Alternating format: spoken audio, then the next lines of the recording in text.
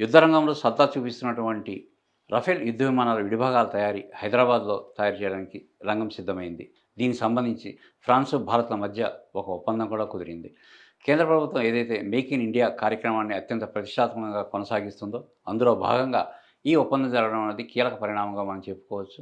ప్రధానంగా మనం చూసుకుంటే రఫేల్ ఉన్నటువంటి అత్యాధునికమైన యుద్ధ విమానాలకు సంబంధించిన విడిభాగాల తయారీ భారత్‌లో తయారు చేయడం ద్వారా ప్రపంచానికి ఒక సందేశం ఇచ్చినట్లు కూడా మనకి స్పష్టమవుతుంది. ఇందులో భాగంగా మనం ఆలోచిస్తే ఫ్రాన్స్‌కు చెందినటువంటి డసోల్ ఏవియేషన్ సంస్థ చైర్మన్ ఎవరైతే ఉన్నారో ఎరిక్ ట్రాఫియర్, భారతదేశంలో ఉన్నటువంటి Tata consultancy, Tata advanced systems limited సంస్థ సీఎండీ సుకుమారన్ సింగ్ వీరిద్దరు కూడా ఒప్పందాల మీద సంతకాలు చేయడం జరిగింది.